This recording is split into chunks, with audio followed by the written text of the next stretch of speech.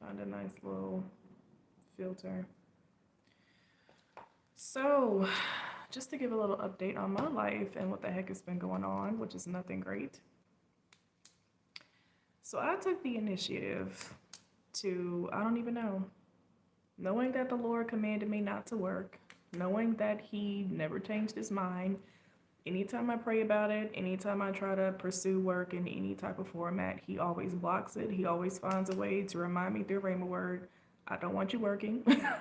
It's rebellion, it's disobedience. So I take it upon myself to try to do Lyft again, right? A few weeks ago, but probably wasn't even a full 3 weeks ago. I got back into the Lyft rental program even after I made a video about it because I still feel like Lyft is trash. They really don't pay anything. So I get back into the Lyft rental program. Their deposit was much cheaper this time. It used to be $200 earlier this year when I originally was trying to do Lyft. This time it was $50.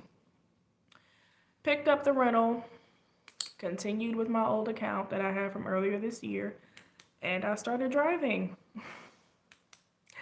And the whole time, like I've kind of matured past the point of like I don't really dwell in the realm of confusion. If I feel like the Father's already like spoken on something, I know He doesn't want me doing something. I did pray about it. I was communicative with the Lord about it because I do talk to Him like a father and a friend. I was hoping that He would let me work, even though He made it clear that he didn't want me doing it. Because to be honest with you guys, since He has had me in a season for a while now of just like mainly depending on Him for provision, He does not always do it. It's just like, and I end up like having to ask like friends and different sisters in Christ and stuff like that. A lot of times the Lord, He will provide, but it's just been some inconsistent times that just made me extremely uncomfortable. So I was like, you know what? I'm kind of over this. Like, let me just try to like jump back into the working pool, and out of obedience, I haven't worked since like last year. So I wasn't even in a mindset to like go to an interview. I wasn't interview minded. I wasn't any of that. I'm just like, I can't even, I don't even know where I'm gonna pull it from, but I'm gonna have to try to get into something, some way. But so it's not a funny story. I just think it's funny because it's ironic because the Lord did it on purpose. So like with Him warning me that it's actually a false spirit that's trying to pull me in all these different directions to get me to work when He doesn't want me to. I specifically prayed when I got that rental car. I asked the Lord to send His heavenly host, to send His angels to like protect me, protect the vehicle from getting damaged. Because the odds of this is when I did Lyft earlier this year, January, they give you like different options to choose from, like when you're on the rental program. If you don't want to pay any kind of deductible, you are if you don't want to pay like an extra $36 out of your weekly amount that you have to give them, you automatically pay $1,000 deductible if something happens to the vehicle. So not last year, I think earlier this year, because I didn't want to deal with that. I didn't want to deal with any payment of any sort. I went ahead and I opted for the extra $36 a week. So I was not making any money earlier this year when I did Lyft because of that. I was literally like paying them 200 and something dollars a week, and then I wasn't even bringing anything back for myself. So I said, this time around, I'm not signing up for that.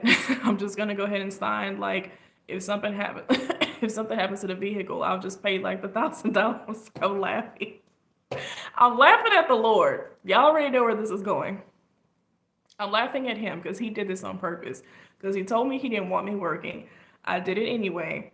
And I already figured, like, I'm really open with the Lord, so it's not even really like a rebellion situation. I kind of tell Father, like, if your grace is upon it, if you'll like let me do it for a little bit just to get some change, let it prosper. But Lord, if it's really dangerous, if there's some other spiritual reason I don't know about and you really don't want me working, I always tell Him just block it. So I'm in the Lyft office And I was very intentional. I'm like, this time around, I'm not paying no extra $36 a week. I was trying to keep that weekly rate down that you have to drive to give them first before you can take anything for yourself. I was trying to keep it down as much as possible this time around. So I went ahead and I agreed that if something happens to the rental vehicle, I will pay the $1,000, deductible or whatever. And I think I also chose, as far as like the personal mileage, they do charge like a little bit extra if you want the car for like your own personal uses outside of Lyft.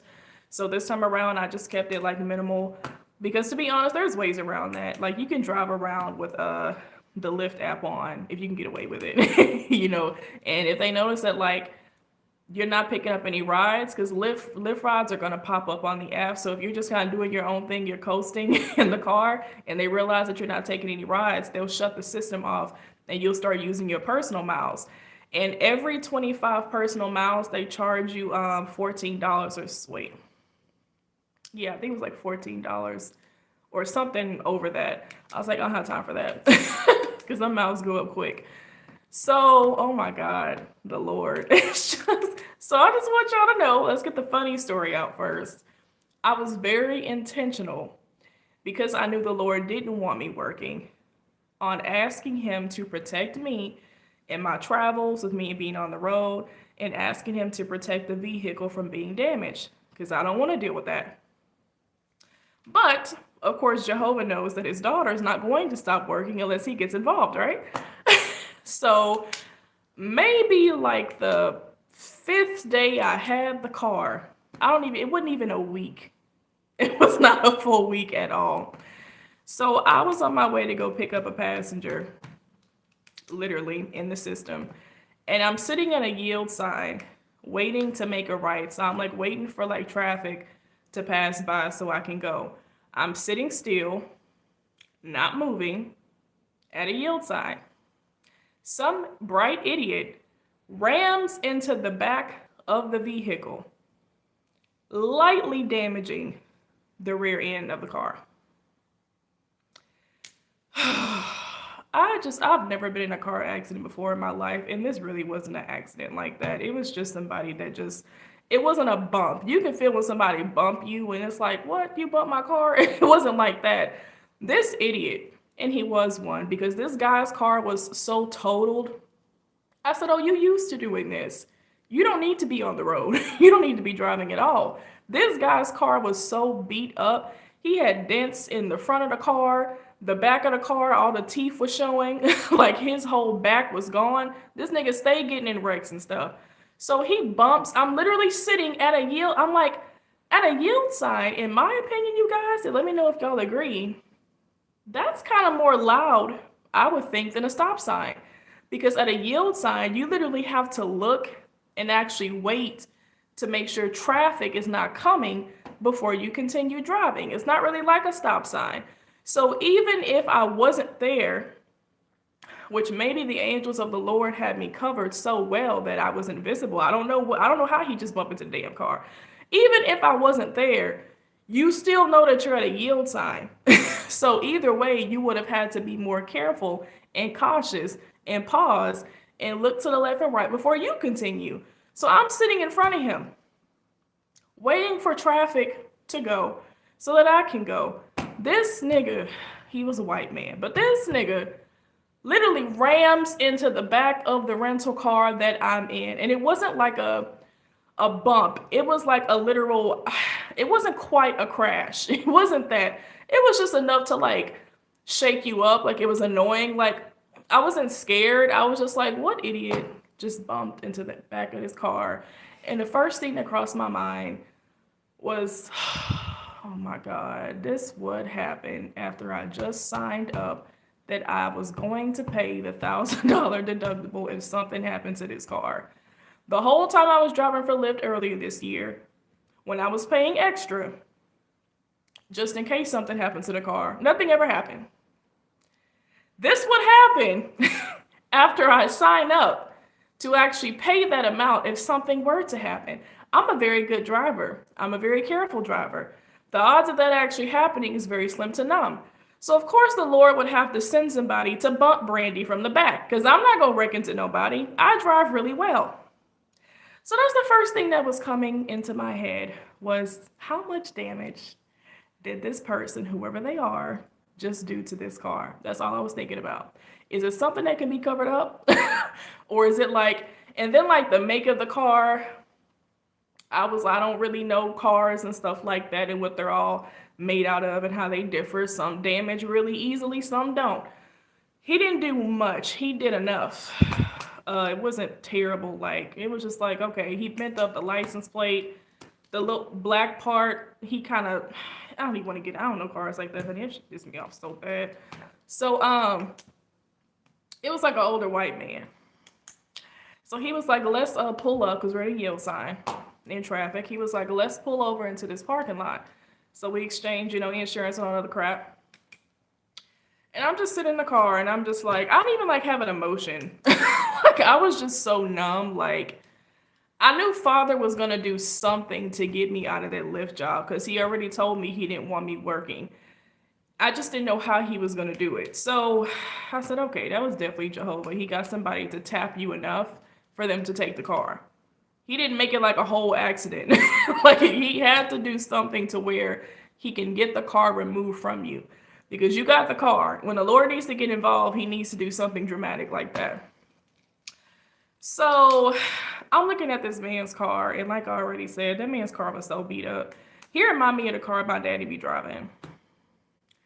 My daddy, for some reason, can make all the money in the world. Okay. And he has, I don't even know if he still got that beat up car. When I tell you my daddy had this car that was like the inside of the doors, like the wires was showing, just beat up. And my dad's mindset is, as long as it can get you from point A to B, I ain't getting no new car. I'm just like, and he be trying to take me to the grocery store in that car. I'm just like, absolutely not. You can be okay with the curses of the land, not me. This man's car looked like that. When I say the back of his car was already beat up with the teeth showing, okay, the bottom lip missing, that I was like, how many times are you like, dude? And then when I spoke to the lady at Progressive with his insurance, is a black lady, we on the phone, we kind of laughing about it. She said, yeah, he just got into an accident earlier, a couple months ago in August. She said it's probably why you saw his car looking like that, because his insurance, it only covers liability. It doesn't cover like actual to fix his car, like for collisions and stuff. I was just like, so he does this often. You get into wrecks often. You screw up other people's vehicles and put their life and their welfare in jeopardy often. You don't need to be driving. You don't need to be in a car. I was so annoyed. So check this out. Look at your father. So here's the thing. When you get a Lyft rental vehicle, in like the most common sense, it's kind of like your car. Like, you can keep it for as long as you want to, as long as you pay them their weekly rate of whatever they're going to take out. So you have to be working in the car. Even if you just wanted to, like, well, I'm not going to say that. It's basically like your car. But check this out. So I'm thinking in my head, okay, I'm going to just keep riding it like this. And I signed up to pay the $1,000 deductible. I'm going to just have to, be responsible and just try to work up to get enough to do that at some point. Maybe the Lord will come through for that. But I have the car, so it's not like I'm going to just report to them or like I had to do something like that. You just kind of drive it in the condition that it's in. It's just like, okay. It really wasn't a lot of damage. It was just like, if somebody was behind you, it'd be like, oh, somebody kind of boop, boop, boop. It was something like that. But so the odds of that is, after this happens, right, I get a random message from Lyft. I don't know if they found out about there's no way they could have found out about the accident. I don't even really want to call it an accident because it really wasn't one. Because the guy, he didn't even file a claim about it at all. I think he was just probably hoping that I wouldn't do it. Because when I called him, they said, well, he ain't picking up the phone. He didn't say anything about it. So there's no way that Lyft could have actually known that something happened to the car. So it's very interesting that after this happens, I get a random email from Lyft saying that I have to bring the car in for maintenance prevention or something like that. I guess it's just something every Lyft driver has to go through. Doing checkups on the car, basically. I guess that particular car was just due for like a whatever they were going to do. And I'm just like, okay, Lord. The father's like, it's like the Lord had a prophetic scheduled date. Stop Brandi from working, take car. This day, everything was back to back. He already caused, and the word makes it clear that everything that happens comes from the Lord. And like I said, I was not responsible for that happening. He had to send somebody to do that, obviously, especially when I was intentional on praying for the Lord to cover the car. So it was by his hand. And it's not a coincidence that after this happens with this Lyft car, that there is a scheduled appointment immediately after to bring the car in for examination. Which means they're going to see that and they're likely going to take the rental. Now, when I went up there, which they did see, I prayed again before I went in. I was in the car and I just told Father, because I knew that he was the one that allowed it. If it's your will, Lord, let them give me another rental. Obviously, you can see if somebody hit her from the back, she probably wasn't responsible for it, although there's different things that can happen for that to kind of happen. I just told the Lord, like, if you want to let me do the job, Lord, let them give me another rental. If not, let them take the car. I said, let your will be done. I knew he didn't want me working to begin with. So, of course, they took the rental. Didn't offer me another vehicle. They weren't upset or anything. They were just like, we got a process that lasts about like 2 or 3 weeks to kind of just go through everything and to examine and look at the reports and, see if you were actually responsible or which party was responsible for like, the damages. And then that kind of determines whether you can continue with the rental program. It wasn't really like nothing to be upset about. They just had to take it so they could do whatever. I said, okay. I had already filed a claim. I did my part. I just didn't know that you had to like file it in like the Lyft app and everything. So she helped me with that. But they took it. The Lord ended my job very early. So that just really annoyed me because I like driving jobs in general. I just like driving, and it was nice to just have a car again for a minute because the Lord is not letting me get that either. So that kind of frustrated me. So secondly, the place that he sent me to, there's a guy who just making like small talk, having like Christian small talk here and there. He was like, I kind of like let him know my situation, and I'm still like in this mindset of just like, I don't fully trust the Lord anymore for him to just like provide for me himself, because I've noticed like some inconsistencies. Like I don't trust that water walking no more. So even though the Lord took the Lyft job and I knew it was a clear sign he didn't want me working, I'm still in the mindset of like, well, I have to do something, So the guy, he offers me, he's like, well, you can use my car, like I do this delivery, self-delivery type of job where I just deliver medical supplies, and they pay you daily. You can just do it for like 4 hours, and just kind of run around, drop it off wherever it needs to go, and you can have you some change in your pocket. So I said, okay, I said, well, that was a nice, gesture that guy offered for me to use his vehicle and everything. So, of course, I take everything to the Lord. I don't know. I guess I just feel like as a father, he changed his mind at some point. So it's never like a rebellion situation. Sometimes I think the Lord just be looking at me and just shaking his head like, I'm not going to change my mind. Like, I don't even know like why you coming to me and why you praying about this. So I asked the Lord for a sign. And I basically told the Lord, maybe you don't want me doing Lyft. Maybe it's something else you could possibly want me doing. So I asked the Father to, like, if it's your will, Lord, if you're okay with like me doing this, at least to have some money in my pocket, send the guy in the house and basically have him say he's spoken with, the manager of the company, because he was saying something like that. He was going to talk to the people for me. And, that everything's kind of lined up for me to start. That was the sign. Got a false sign. He came in the house. He did approach me, everything like I prayed. But nothing was set up. He said something about like, yeah, they're probably going to have to contact you Monday and like link up with you about it. But it wasn't what I prayed. It wasn't the sign that I asked for. So I knew that wasn't the Lord either. And then like I think at the time I didn't even have any money to like extend my stay. So I was like, I'm not even gonna be here Monday. So it just wasn't God. Like it wasn't gonna be enough time to like where you gonna be at to even try to like use his car to drive anywhere, you know. So that wasn't the Lord, but I kind of still kept it in the back of my head, like I'm gonna try to do it anyway. Disobedience, right? So I applied for it anyway, taking this guy at his word because it's not every day that somebody offers to let you use their vehicle. That was very generous. So Jehovah, like he loves to do, hardens the heart of this guy, and of course he flip-flopped, switched up, did a complete 180. Said he was gonna let you do one thing and help you out, try to make it seem like he was being friendly, and then Jezebel just took him. He deals with that spirit for sure, but yeah, she did a whole complete 180. So that was the Lord, and I'm kind of learning like this is why I really try to like stay close to the Holy Spirit, because I don't want to dwell so much in the natural that I don't recognize his hand behind stuff, because it's easy to take offense to stuff like that. When you know good and well, he probably did mean well. He probably was actually going to let you do that. But if the Lord does not want you working, he's going to harden that guy's heart and turn him against what he originally said he was going to do. That's exactly what happened. So I was like, well, boop, there goes that. And they actually texted me, reached out to me too, to start the job. Can't do it because I ain't got no car. Wonderful. So this is what your sister did.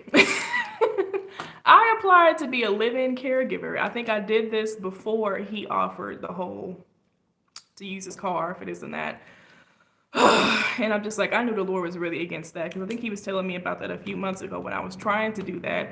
I was always against it because he has so many prophetic words where he's not only telling me that Jezebel is trying to pull you in all these different directions down these false career paths, and it's not me. She's trying to trap you. I don't want you working. I knew that, but I would still be open with him about my actions. So I applied for the live-in caregiver job, live-in caregiver position. Obviously, that's where you live with the actual patient. So you have housing, and they're paying you to care for whoever the person is. Kill two birds with one stone, right? Because I need housing. Brandi don't have a house, right? And I need money. So I had this whole plan in my head, like, at this point, this is literally the only thing I can do. Even if I wanted to go completely against the Lord and work, you kind of technically can't do that because you don't have a place to stay. You don't have enough money to save to go somewhere, to even wait 2 weeks or wait a week to get a check. So this is kind of your only route if you wanted to do that. So I applied for that. There were so many red flags with just like, the lady that I was speaking with, she was just so inconsistent. It was just a lot of stuff that just kept happening. It was clear that it was the father. Like, and you can tell when he's intervening because the people may mean well, but when the Lord gets involved, he hardens their heart with different. He'll turn and he's doing all of that. So I think the first thing that happened was like, we were communicating via email, and she was trying to like send me these documents to like fulfill out the application and to do the onboarding. Something would always like happen to where I didn't get the email and it would just delay. And at the same time, she'd be telling me, hey, I need you to hurry up and fill this out, hurry up, so I can hurry up and get you onto this client. Because I let her know I want the live-in caregiver position. She's like, okay, yeah, we have one of those, but I need you to hurry up. So I couldn't hurry up because stuff just kept happening to where like, oh, I don't see the email. Turns out she was sending it to the wrong email address. Great. So then I finally get through with like going through everything, and now I'm doing the onboarding, right? I get all the way up to 96% of completing the onboarding, and for some reason cannot fulfill the last step. So I'm just blocking it, can't get through. And then Thanksgiving comes, and then Black Friday comes. I couldn't get through to her. Couldn't even let her know, hey, I can't finish the onboarding. She wasn't answering her phone. She wasn't answering any texts. And it was so clear to me, God is blocking this. And check this out. The whole time I'm like trying to pursue this whole caregiving job, I'm literally going over the dreams that he's been like manifesting in this season in my life. And he has prophetic words that he wrote a long time ago through me, talking about false jobs, false career paths, that he's blocking it. This is how prophetic God is. And I've said this in so many videos. Most of the interpretation, nearly all of them, Holy Spirit inspired. He always uses them as prophetic rhema words for that actual situation and season. So it'll already be written. And I could just randomly pick up a dream and completely forget that I have those notes in there. So he's speaking to me about the job as I'm pursuing the job. And it's funny because he was talking about a Jezebel woman behind one of the career paths in the dream that was rushing me in the dream. And that's exactly what that lady in the caregiving job was doing. Like, hey, can you hurry up? Can you hurry up and do this? He already told me the dream is Jezebel. It's a spirit inspiring the person to hurry up and get you locked into whatever this is, and it's not me. So I discerned everything that was going on verbatim, lining up with the dream perfectly, but I'm just like, but I really need money. I was just like, are you willing to walk into Jezebel's territory? Like, at least the Lord will be with me. So I was like trying it. And I'm just telling Father, like, I'm really not trying to be disobedient. I'm just really desperate. Like, I said, I'm really weak right now, Jesus. Like, that's the best prayer you can pray, is one of transparency. Like, at least in the false doors I have walked through, at least he was with me. So you went through hell and you experienced how that wasn't me or my will, but I was with you and I was covering you. So I was like, I don't know how bad it would be for him to be blocking this. You don't know what kind of patient that is. You don't know what kind of housing situation. It was just like, and he's clearly saying like, don't go in that direction. So she's doing everything the woman in the dream was doing, which is rushing me. The spirit was behind her, trying to hurry up and get me into this false direction. But what's so interesting about these things is that I intentionally pray and I tell the Lord to block whatever is not him. Especially since he's saying that Jezebel is behind this stuff because she's trying to get you trapped. So I'll be pursuing it, but at the same time coming against a wall because I prayed that. So he's doing his part. And I do pray like that often because we walk in our self-will and our own pursuits a lot of the time. And a lot of Christians don't consult God about any of their decisions. I'm not like that. I don't live my Christian life like that. I'll probably pursue something in disobedience and still ask God to block it. Just to cover and protect me, like, you're bigger than me. Like, save me from myself, because you know that I'm likely going to do this out of like desperation or something. So if it's really not you and you're not cool with it, block it anyway. So it was so funny because it was like I was still interacting with her and we're still talking. And it's like when one hurdle or one wall would come, I'd get through that, he'd send another one. So me and the Lord just like, I was like, and I'm just like, I was like, okay. I was like, well, Father, I don't mind like not working, but you need to tell me, like, what are your plans for, like, do you have somewhere where you want me to be? Like, or do you have like a source of income you want to use that you're actually directly behind? Like, so I don't know. So it was just the just lack of trust and just not being comfortable. I'm just tired of just being inactive. It's really irritating to me. And I already knew with that Lyft job, I don't know how I completely skipped over that. You don't make no money through Lyft. What's so funny, I have a sister in Christ. She sent me an article about an accident that occurred with a Lyft driver. After they had dropped off a passenger, they got shot and killed. And she randomly sent it to me because I've kind of been updating her on like my life and stuff because we're in fellowship. And she was like, there's a reason why Father doesn't want you doing Lyft, you know. And she sent me that article and I was like, whoa. That sucks. That's not cool. You're just doing your job as a Lyft driver and somebody just randomly shoots you in your car and you die, like for no reason. And on top of that, I think the day that the father took the car, they took the rental back or whatever, they paid for me to like go back home or just go wherever. I was mad, so I went to Golden Corral and I ate my feelings. I did. Because I was mad at the Lord. Like, really?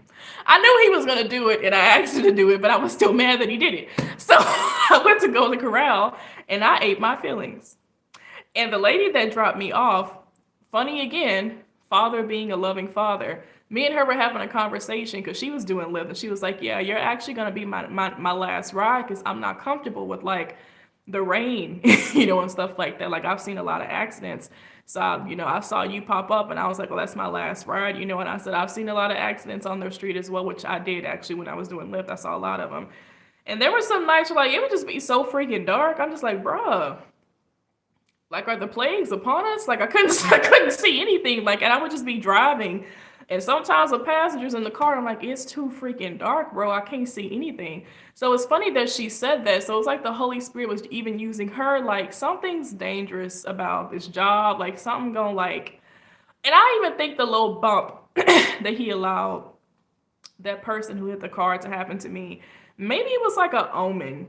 Like, it's clear the Lord sent it so he could kind of like stop the job. Because like if they take the car, that's it. Unless they gave you another rental, he wasn't gonna put it on their heart to do that. So he answered that prayer.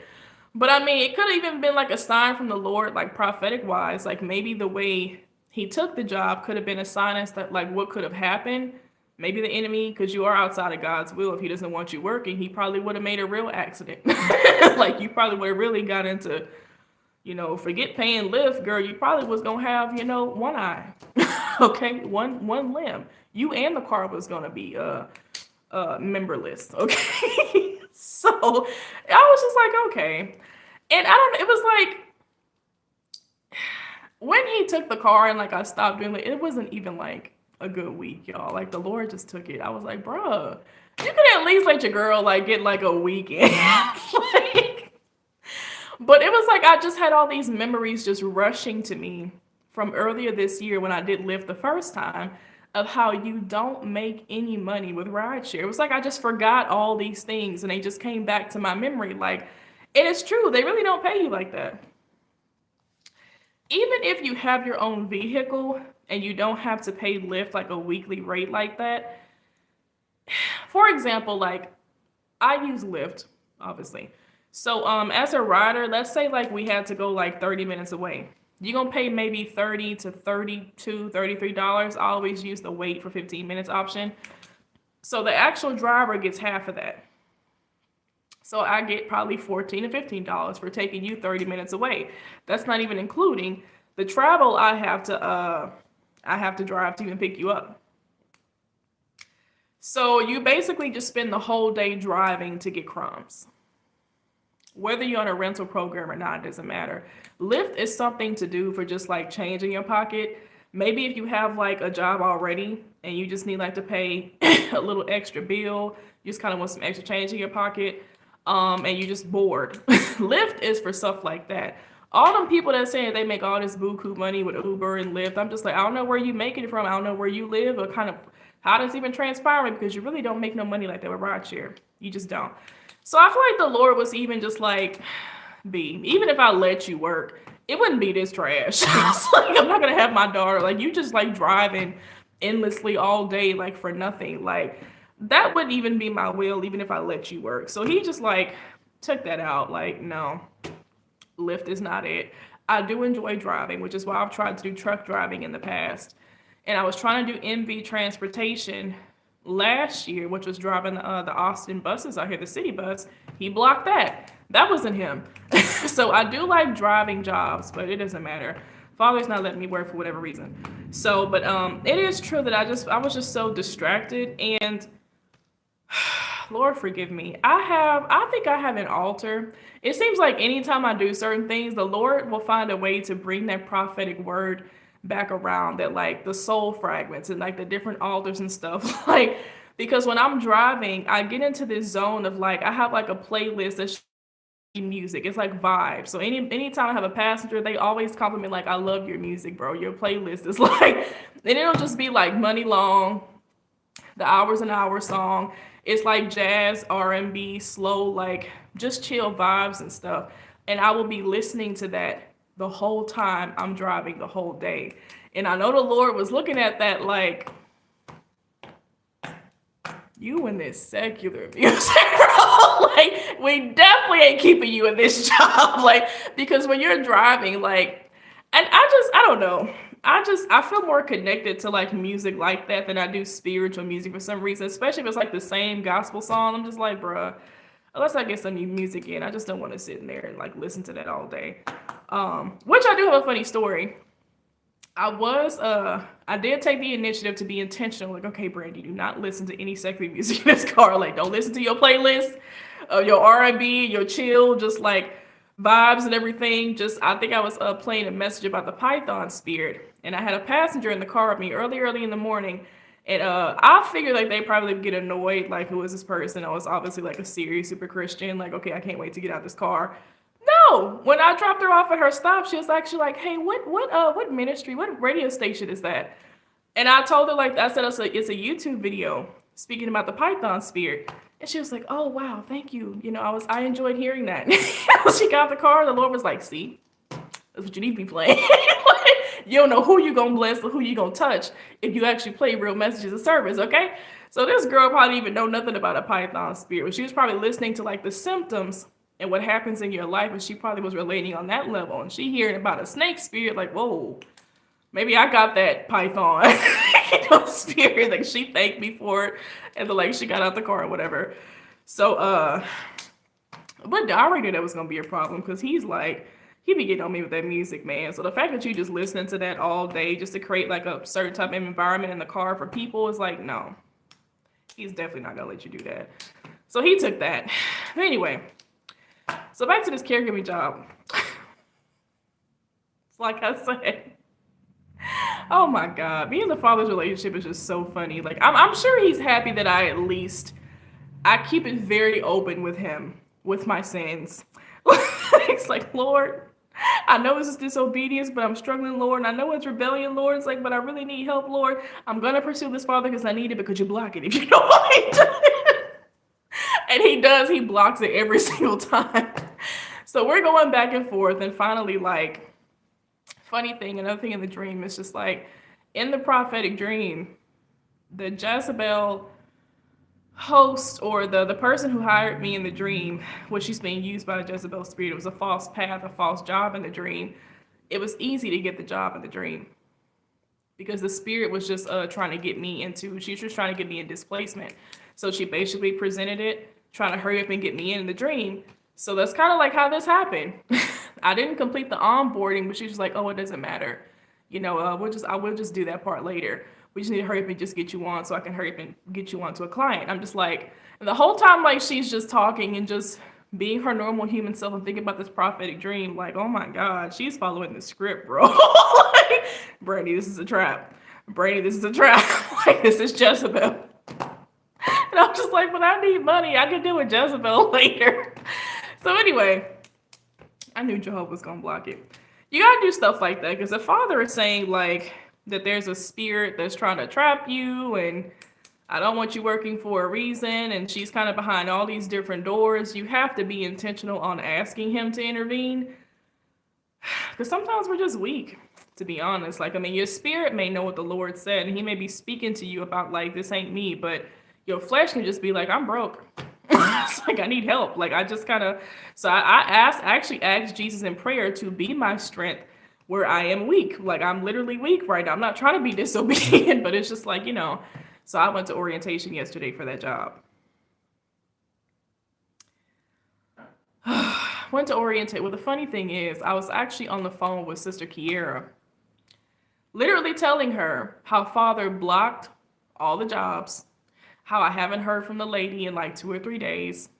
I figured she just wasn't interested anymore. Father just went ahead and removed her. And I was expressing to her how Father was saying through the dreams, like he didn't want me working still. Guess who calls me on the other line as I'm telling Sister Kiera all this stuff? The lady from the job. Right? So she, well, I just had deja vu. Anyway. Yeah, she was like, hey, he was like, yeah, we were off for Thanksgiving and Black Friday and apparently Sunday too, because it had been 3 days. I figured she just kind of blew me off. She was like, yeah, you know, so, you know, you got the job and everything. I just need you to come into orientation tomorrow morning. And you could just tell a spirit was behind it because the lady, I don't mean her any harm. Like, she probably didn't even know she's being used, but I already know from my dreams, like, what's behind it. So it was just so interesting because, like, every time she would say something, it's almost like you could hear the spirit behind her just kind of seducing, you know, like, hey, yeah, you know, as long as we can get you, you know, we need to hurry up and get here now. Like, when you get here, like, get here early, you know, like, hurry up. It was always like a thing like that. And I'm just like, so I clicked back over to Kiera. Praise God for that, Sister Honey. Kiera is not with the nonsense at all. And I was like, hey, just guess who just called me? And she was like, who? The lady from the job, huh? I was like, yeah. She's like, well, God said he didn't want you working. And I'm just like, Kiera, shut up. Like, she's like, yeah, Father already, said he didn't really want you working. Like, I just wouldn't take it. And I'm just like,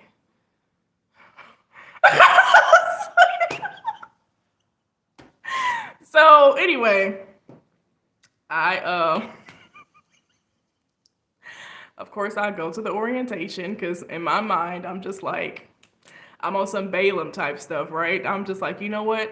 I'm gonna just keep going in this false direction that I know it's not God, that he's even telling me now it's not him. But I'm gonna bring him with me and just hope that he just blocks whatever traps that are in the future. But I'm gonna get this check though. I don't know where Jezebel got played at this job, but the Lord, Lord protect me. So I go to orientation. Orientation was pretty simple. Everything's looking up, right? Jezebel's plot is working. And then Jehovah got involved. So get an email from the lady, and she's like, giving me a personal welcome, to getting on the job and everything. I've done caregiving before. Like, it's pretty much like a self job because you basically just go to a client's house and you pick shifts. So it's kind of like, they're not involved like that. Once you get the job, like you're in, you just kind of, So I call the staff and I'm like, hey, do y'all have like, because I made it clear to her that I specifically needed a live-in caregiving position, that I didn't have a car. So she was aware of that. She was like, oh yeah, that would probably be best for you, since you don't have a vehicle, et cetera, et cetera. So that was understanding. So I called the staff to see, like, do y'all have any live-in patients who are looking for that? Because that's what I originally applied for.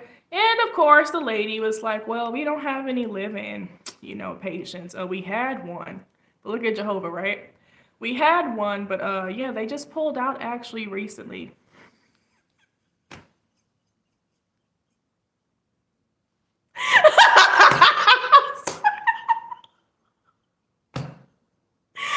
I'm just like, bruh, I can't even get mad because I asked the Lord to block it. But it's just like, it's just still funny seeing it play out. Like, you did all that for nothing. You basically have a job that you can't even go to because you ain't got a car. Period. Like, I'm technically still hired right now. Like, I have the app. There's shifts available that you can't get to because you ain't got a ride. So yeah, my little plan to try to kill two birds with one stone, get housing, not be in Airbnbs that Father pays for. And yeah, try to have my own money in my pocket to get what I want to get. He blocked that too. Okay. She said we had one. She didn't say somebody took the position. She said that the family pulled out last minute. So Father took the job away, my little opportunity. Like, well, thank God. Because I'm like, it's no telling how what you would have got trapped in bondage-wise, So that was obviously him. But so I'm just here like, okay. And I'm not gonna lie, like, even though I know the Lord, I know he allowed the rear end kind of bump to be a means of them taking the car so that I couldn't do Lyft anymore.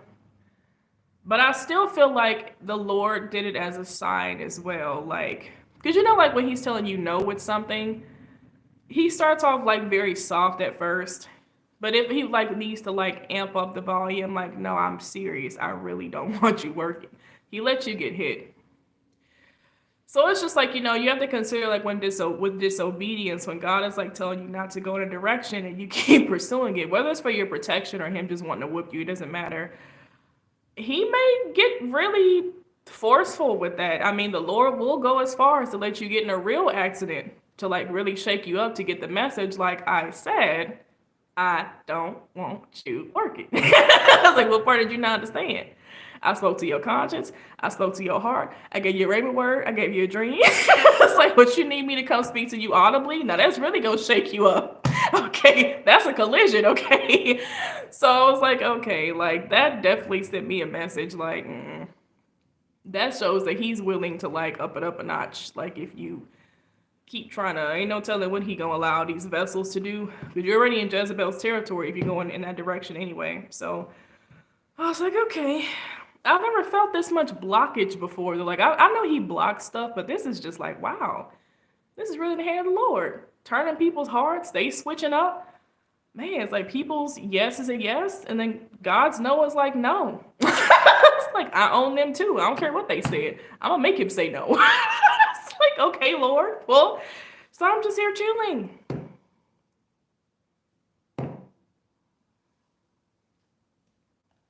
What I was going to say though, I did notice that because I would just drive all day with Lyft, he really wants me focused on these prophetic dreams. It's literally like a compass for every season that I'm in. It reveals to me what's going on, who's who, what to expect.